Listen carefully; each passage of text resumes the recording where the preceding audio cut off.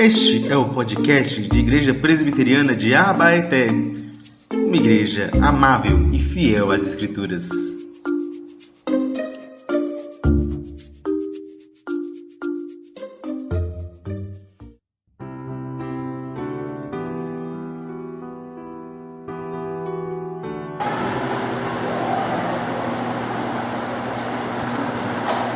Segundo aos Coríntios, capítulo 4, versículo 13, nos diz: tendo, porém, o mesmo espírito de fé, como está escrito, eu criei, por isso falei. Também nós cremos e por isso também falamos, sabendo que aquele que ressuscitou o Senhor Jesus, também nos ressuscitará com Jesus e nos apresentará juntamente com vocês, porque tudo isso é para o bem de vocês, para que a graça, multiplicando-se, torne-se abundante as ações de graça por meio de muitos, para a glória de Deus. Por isso não desanimamos. Pelo contrário, mesmo que o nosso ser exterior se desgaste, o nosso ser interior se renova dia a dia, porque a nossa leve e momentânea tribulação produz para nós o eterno peso de glória acima de toda comparação, na medida em que não olhamos para as coisas que se veem, mas para as que não se veem. Porque as coisas que se veem são temporais, mas as que não se veem são eternas. Amém? Vamos orar mais uma vez. Pai, muito obrigado, Senhor, porque Tu és fiel em toda a Tua palavra. Que esse texto possa nos fazer olhar para a nossa vida para além deste mundo, ó Deus. Que a gente possa ser incendiado pela esperança que vem da ressurreição do Teu Filho Jesus, a esperança pela qual a gente anseia, a esperança pela qual nós trabalhamos. Ó Deus, vem falar conosco nessa noite, vem nos avivar, vem nos transformar e nos fazer mais parecidos com o Teu Filho Jesus. Amém.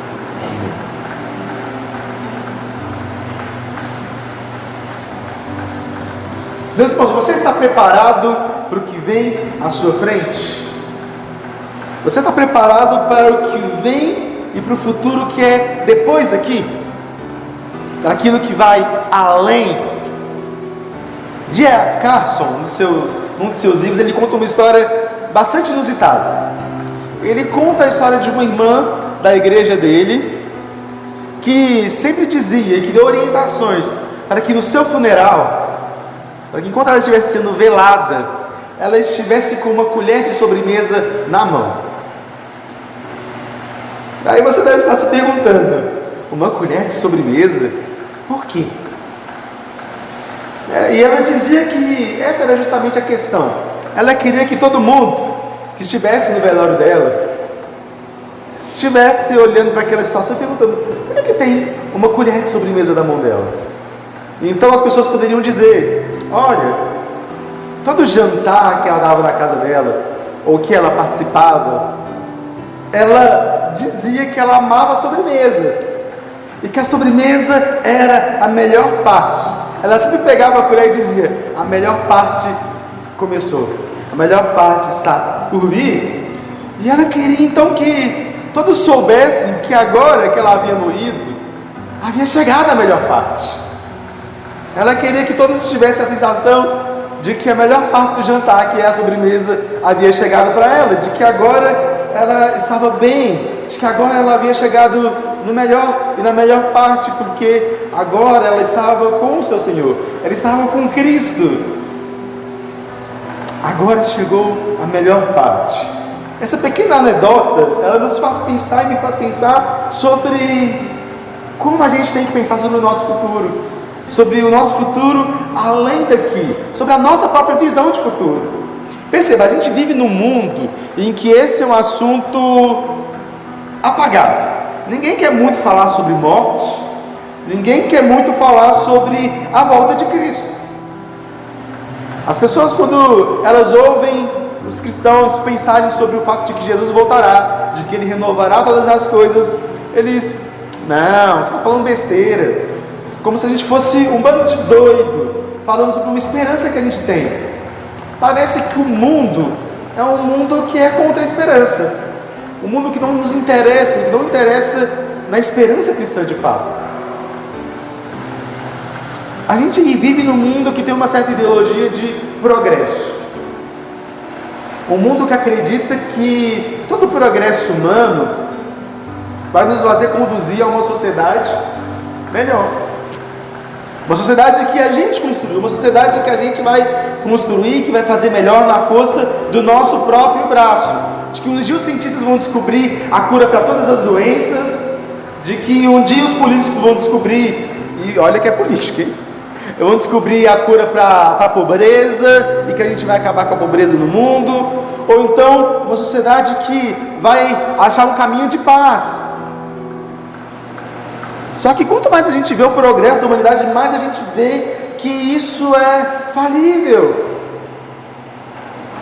Um dos grandes choques do mundo, meus irmãos, com toda a tecnologia, foi a Segunda Guerra Mundial.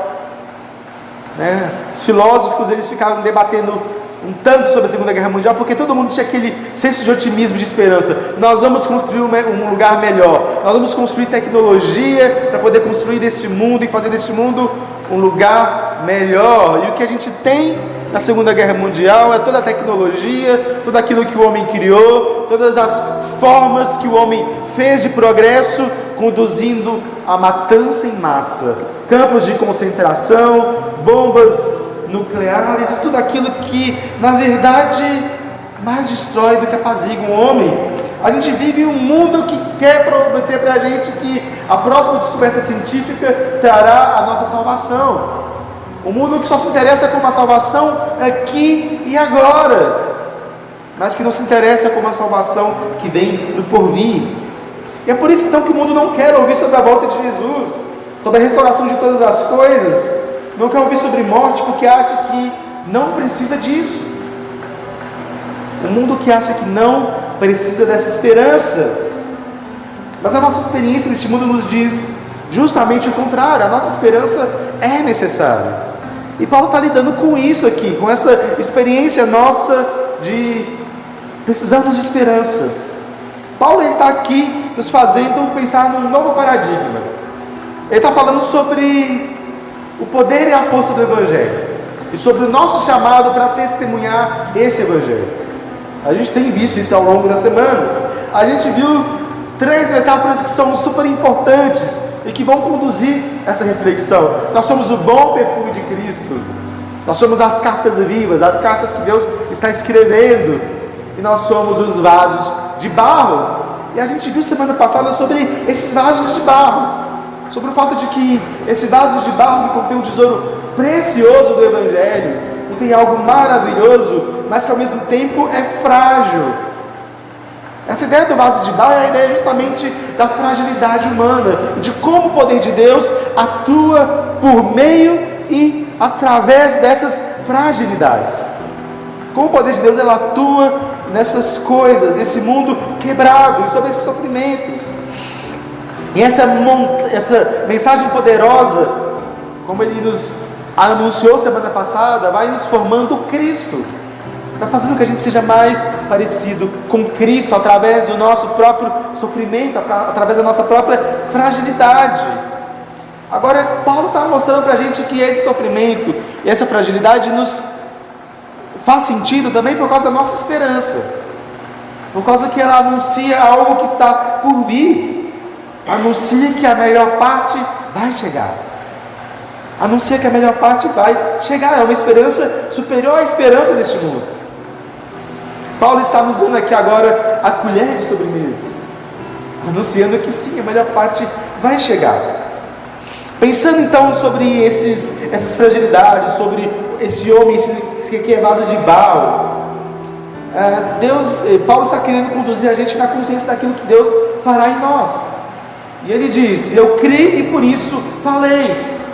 Ele está aqui apontando para o Salmo de número 116, em que o salmista, numa profunda esperança, ele diz: eu criei, por isso falei. Eu estou em sofrimento, mas o meu Deus há de me resgatar.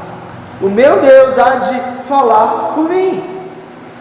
Ele está pegando as palavras de Davi, de profundo sofrimento, mas que confia que no meio do sofrimento Deus o salvará e levará ele para um lugar melhor, e está agora aplicando a ele, aplicando a nós. Eu criei, por isso falei, eu sofri e sofro, mas Deus há de me salvar, Deus há de fazer algo em mim. E qual é a esperança que ele diz? O que é esse crer? O que é isso que ele crê e que por isso ele fala? Ele diz: sabendo que aquele que ressuscitou o Senhor Jesus também nos ressuscitará com Jesus e nos apresentará juntamente com vocês. A ressurreição, essa é a palavra que Paulo está colocando aqui para a gente, a palavra-chave desse texto. O que é a esperança cristã? É a esperança da ressurreição. O mundo se pergunta: o que tem depois da morte?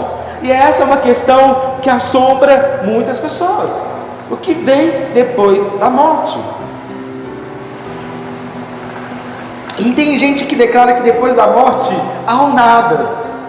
As pessoas simplesmente cessam de existir. Então, você para de pensar e sua existência no mundo é apenas uma nota de rodapé na história. E tem gente então que diz isso. Tem gente que acha que depois da morte a gente entra num ciclo de reencarnação, para que o nosso espírito evolua. Mas a esperança cristã, a mensagem do Evangelho sobre o que há depois da morte, sobre qual que é a nossa esperança, sobre o que vai acontecer quando a gente morre, é uma palavrinha básica: ressurreição. Ressurreição não é o mesmo que reencarnação, é algo diferente. Ressurreição é esse corpo mortal, esse corpo nosso, esses vasos de barro serem ressuscitados, serem remontados, serem recriados pelo nosso Deus. No nosso credo, o credo cristão, aquilo que os cristãos confessam há gerações e gerações, a gente termina dizendo: eu creio na ressurreição dos mortos, na vida eterna, amém. Eu creio na ressurreição dos mortos. O que acontece quando a gente morre? Bem, há muita discussão sobre o que acontece exatamente depois que a gente morre, mas o que a palavra de Deus nos garante é ressurreição. Ressurreição.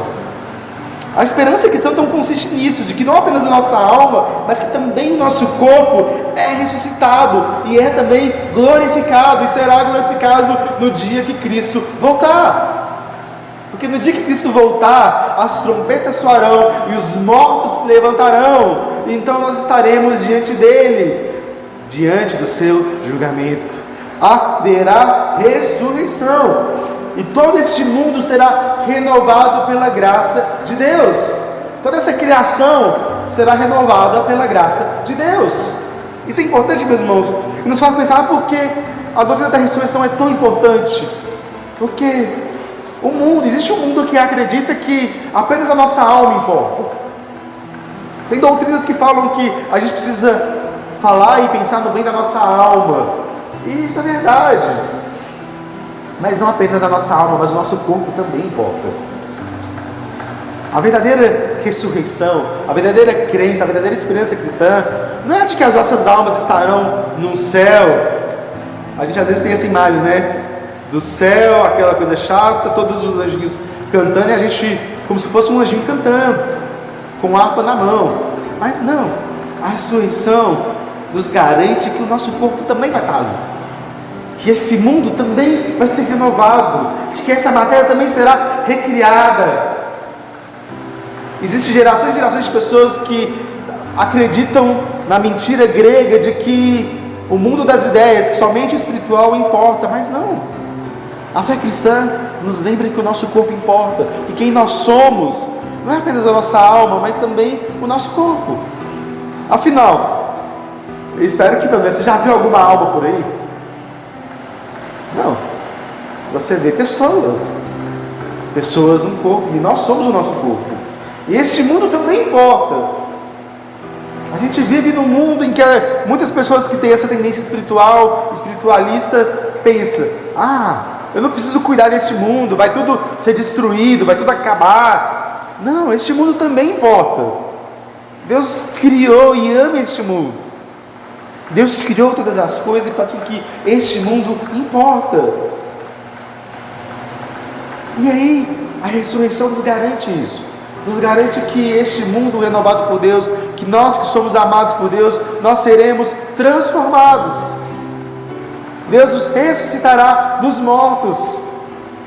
Deus fará com que o nosso corpo mortal ganhe vida, e nós ressuscitaremos com Ele. E por que a gente pode falar que a gente tem essa esperança? Por que a gente pode dizer que eu creio na ressurreição dos mortos? Porque o próprio Jesus ressuscitou. E é isso que Paulo está mostrando aqui para a gente. Ele crê na nossa ressurreição porque Jesus ressuscitou. Jesus foi o primeiro. O fato de que no domingo de manhã, num santo domingo como hoje, Jesus Cristo, que estava ali, depois de ser crucificado, fez com que aquela pedra se abrisse e Ele levantou. É aquele hino que a gente gosta de cantar. Porque Ele vive, eu posso crer no amanhã.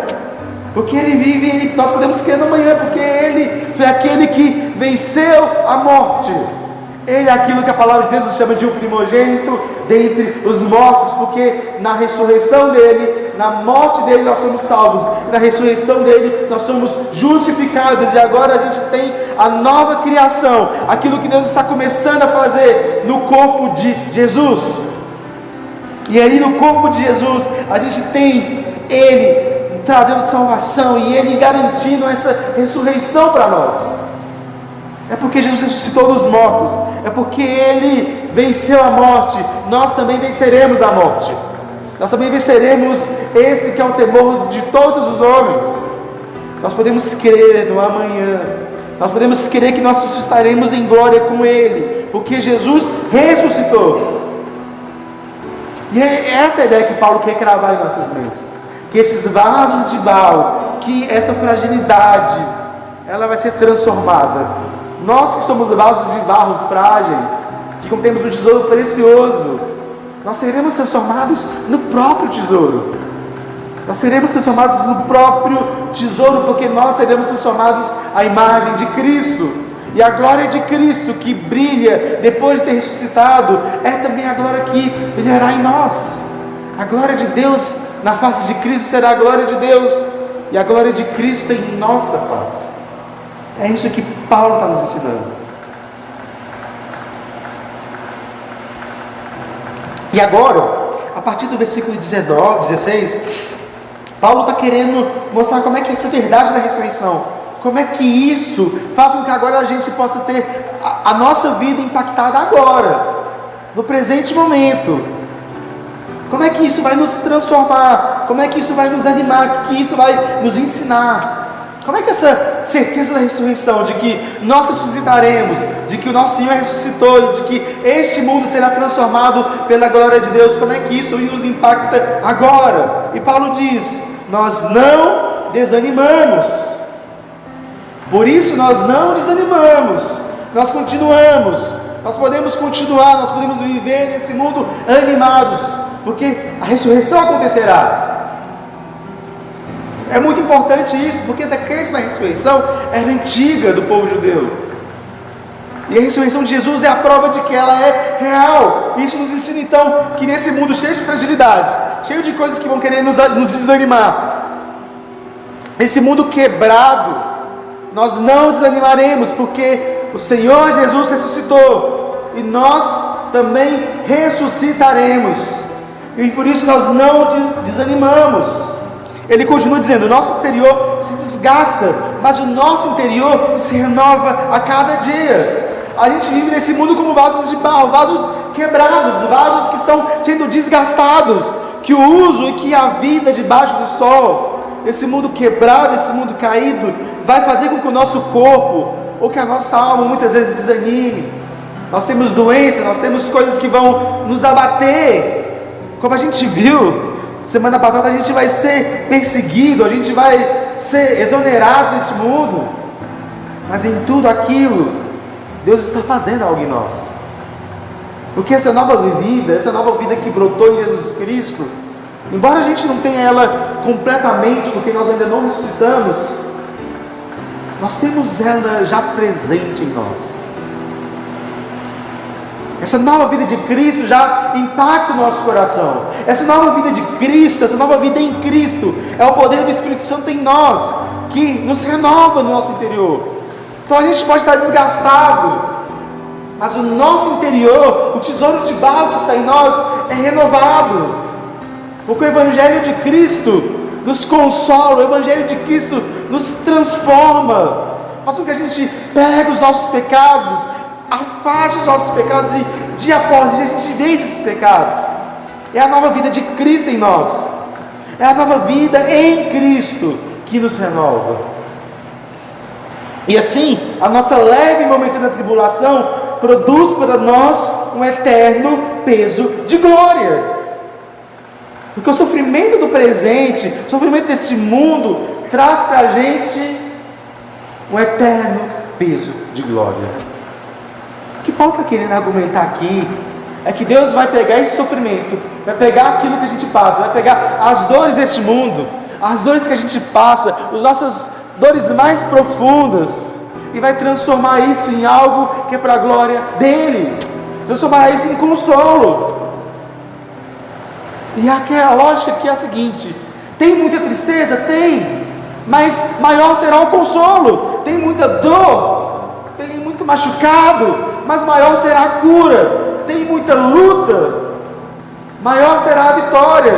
Porque quanto maior é o sofrimento, quanto maior é a dor, quanto maior é a luta, maior é o consolo, maior é a glória, maior é aquilo que a gente tem diante de Deus.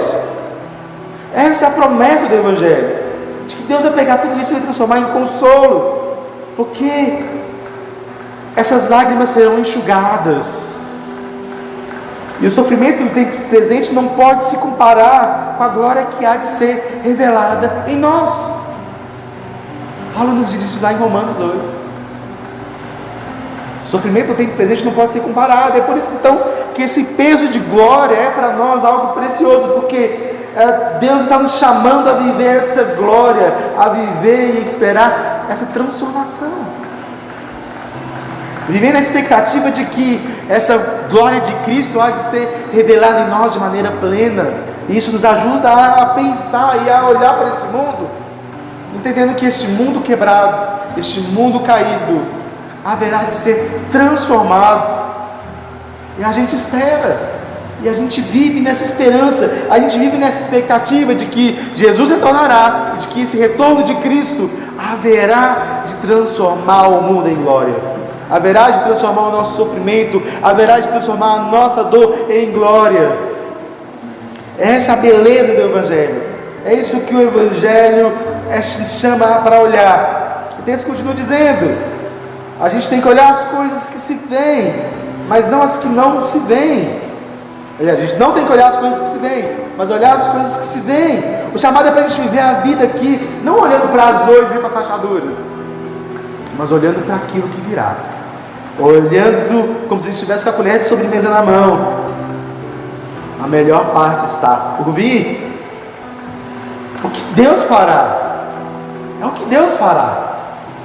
A gente tem que olhar para esse mundo e pensar que a gente tem que crer e ter a expectativa daquilo que Deus fará em nós. A gente não tem que olhar para as coisas que a gente pode ver, porque elas duram pouco, elas são temporais.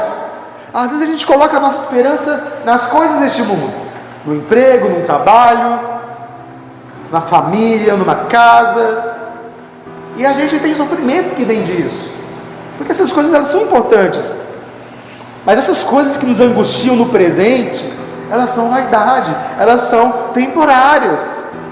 As pessoas que você ama, todas elas morrerão um dia. As pessoas que você ama, todas elas sofrerão. Você morrerá, você sofrerá. E nesse sofrimento, tudo é vapor, tudo é correr atrás do vento.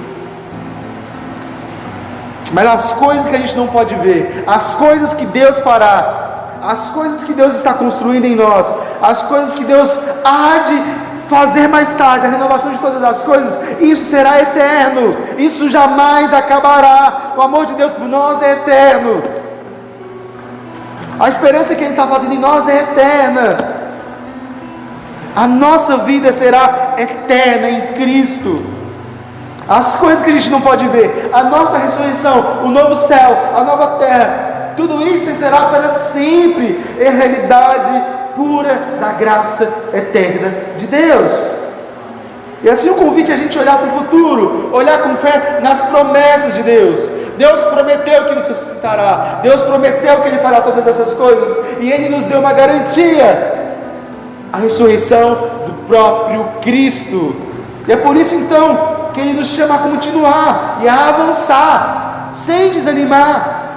Ele nos convida então a viver essa vida olhando para frente, olhando para o futuro, olhando para aquilo que Deus vai fazer. Ele diz: avante, a vida e as angústias são pesadas demais, não desanime, a melhor parte está por vir, avante. Parece que a gente empacou na vida, que as coisas não estão dando muito certo, mas não desanime, a melhor parte ainda vai vir, avance. Tudo parece estar errado, tudo parece ser um caos, não desanime, avance, o melhor está por vir. E a gente caminha nessa esperança, a gente caminha nessa certeza. Avance. Há um ponto aqui importante também a se considerar.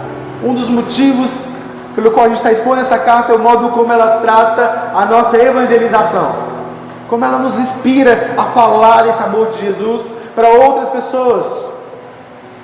E essa boa mensagem do Evangelho, essa boa mensagem da ressurreição, faz parte da mensagem que a gente precisa pregar.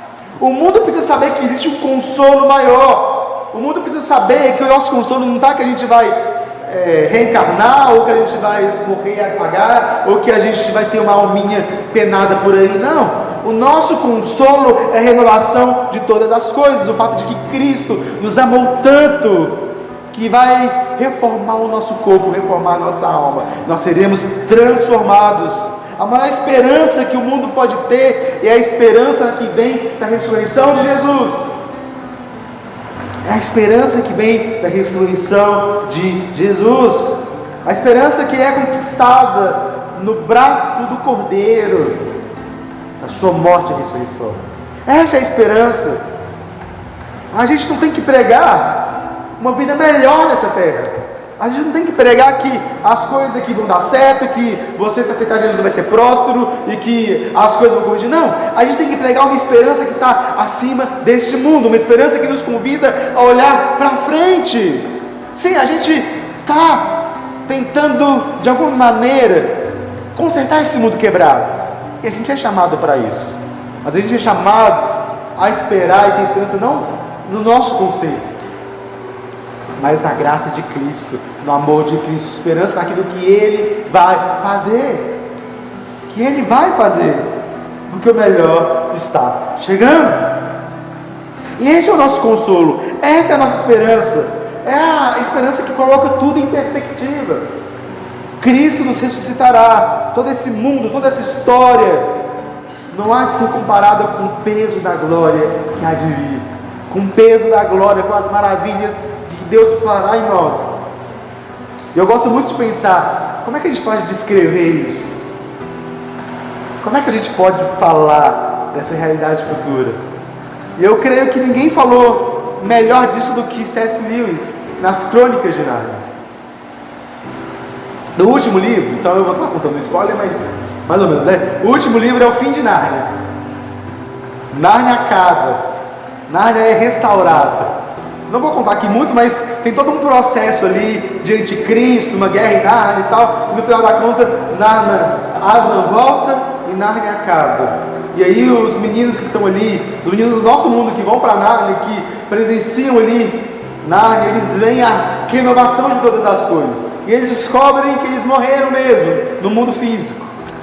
E eles agora estão em Nárnia, na Nárnia eterna. E aí C.S. Lewis descreve isso de maneira maravilhosa. Porque ele diz, à medida que ele falava, já não lhes parecia mais um leão. E as coisas que começaram a acontecer a partir daquele momento eram tão lindas e grandiosas que eu não consigo descrevê-las. Para nós, este é o fim de todas as histórias. Podemos dizer com absoluta certeza que todos viveram felizes para sempre. Para eles, porém, este foi apenas o começo da verdadeira história. Toda a vida deles neste mundo, todas as suas aventuras em Nárnia, haviam sido apenas a capa e a primeira página do livro. Agora finalmente estava começando o capítulo 1 da grande história que ninguém da terra jamais leu. A história que continua eternamente e na qual cada capítulo é muito melhor que o anterior. A nossa vida aqui é uma nota de rodapé. A nossa vida aqui é a primeira página. Mas Deus tem uma história muito linda para nós. Uma história que vai começar depois daqui. E a gente tem que estar preparado para isso. A gente tem que estar preparado para essa esperança. Para entender que as coisas que Deus fará, aquilo que Deus mostrará a nós é o melhor. O melhor de Deus está por vir. Vamos ficar de pé para orar, pedindo que essa esperança aqueça o nosso coração.